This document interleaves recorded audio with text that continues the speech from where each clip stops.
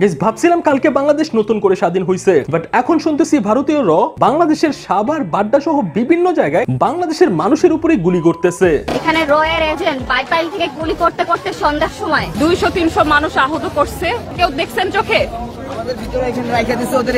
আচ্ছা সবাই এই ভিডিওটা দেখার আগে কলকাতার নিউজ চ্যানেলের এই ভিডিওটা একটু দেখেন। জাতীয় নিরাপত্তা উপদেষ্টা অজিত ডোভাল তিনি দেখা করেন শেখ হাসিনার সঙ্গে। কি শেখ হাসিনা ইন্ডিয়াতে পালায় যাওয়ার পর ইন্ডিয়ার জাতীয় নিরাপত্তা উপদেষ্টা অজিত ডোভালের সাথে বৈঠক করছে, যেই বৈঠকটা কিনা প্রায় 1 ঘন্টার মতো চলছে এবং সেই মিটিং এ ইন্ডিয়ান সেনাবাহিনী এবং এয়ারফোর্সের লোকেরাও ছিল। এয়ার কমান্ড চিফ তিনি দেখা করেছেন শেখ হাসিনার সঙ্গে, যা অত্যন্ত গুরুত্বপূর্ণ। এবং বাংলাদেশের বর্তমান সিচুয়েশনটা নিয়ে ইন্ডিয়াতে নরেন্দ্র মোদী একটা বৈঠকের আয়োজন করছে, যেই বৈঠকে অমিত শাহ সহ ইন্ডিয়ান অনেক বড় বড় নেতারা ছিল। তবে গাইস ভারতের র বাংলাদেশের সাভার বাড্ডাতে মানুষের উপর অ্যাটাক করতেছে, এইটাকে অনেকে গুজব বলতেছে।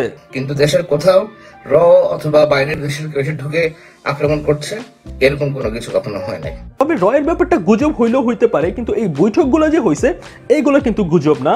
এই বৈঠকগুলো যে হইছে এগুলো ইন্ডিয়ান নিউজ মিডিয়া কিন্তু প্রচার করছে। এখন কথা হইছে শেখ হাসিনা পদত্যাগ করে পালায় চলে গেছে ইন্ডিয়াতে, এরপরেও বাংলাদেশকে নিয়ে ইন্ডিয়ার কেন এত মাথা ব্যথা, কেন ইন্ডিয়াতে বাংলাদেশের বর্তমান সিচুয়েশন নিয়ে এত বৈঠক হইতেছে? এই বৈঠকগুলোর মেইন রিজন হচ্ছেন আপনারা। ভাই দেশের মানুষ নতুন ভাবে বিজয় পাইছে, সো এই বিজয়ের জন্য বিজয়ের আনন্দ করাটা স্বাভাবিক, কিন্তু এই স্বাধীনতার নাম দিয়ে যে বিভিন্ন জায়গায় লুটতরাজ হইতেছে, এছাড়া বিভিন্ন মানুষের উপর হোক, পুলিশের উপর কিংবা বিভিন্ন লীগের লোকের উপর, তাদের উপর যে হামলাগুলো হইতেছে, যেমন আমাদের এরিয়ার যাত্রাবাড়ি থানাতে যেটা হইছে, থানা থেকে নাকি মানুষদের উপর দুপুরে গুলি করা হয়েছিল, এই জন্য মানুষ ক্ষিপ্ত হয়ে থানাতে আগুন দিয়ে দিছে, কয়েকজন পুলিশকেও নাকি মারছে, ইভেন 3টা পুলিশের লাশ রাস্তায় পড়েছিল, মারছে তাদেরকে দুপুর বেলায়। আমি যখন সন্ধ্যাবেলায় সেখানে গেছিলাম তখনও দেখি 3টা লাশ পড়ে আছে।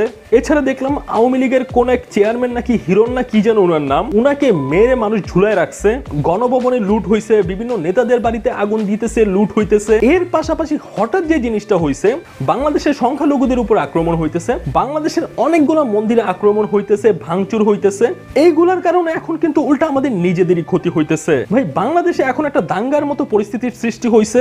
বর্তমান সিচুয়েশন দেখে কেন জানি মনে হইতেছে এইগুলা কইরা আপনারা উল্টা অন্য মানুষদেরকে আরো সুবিধা করে দিতেছেন। ইভেন অনেকে চাইতেছে এই দাঙ্গাটা বাংলাদেশে লাগুক। আর এখন যে দাঙ্গার মতো সিচুয়েশনটা সৃষ্টি হইছে না, এখন মানুষ বলতেছে এই সংখ্যালঘুদের উপর আক্রমণ, মন্দিরগুলা ভাঙা, এই যে একটা দাঙ্গার মতো সিচুয়েশন সৃষ্টি হইছে, এই সবগুলো আসলে প্রি প্ল্যান করা। কারণ এতদিন ছাত্র আন্দোলন হইছে, একটা মন্দিরেও কোনো অ্যাটাক হয় নাই, হুট করে স্বাধীনতা পাওয়ার পর মানুষ সবগুলো মন্দিরে আক্রমণ শুরু করছে।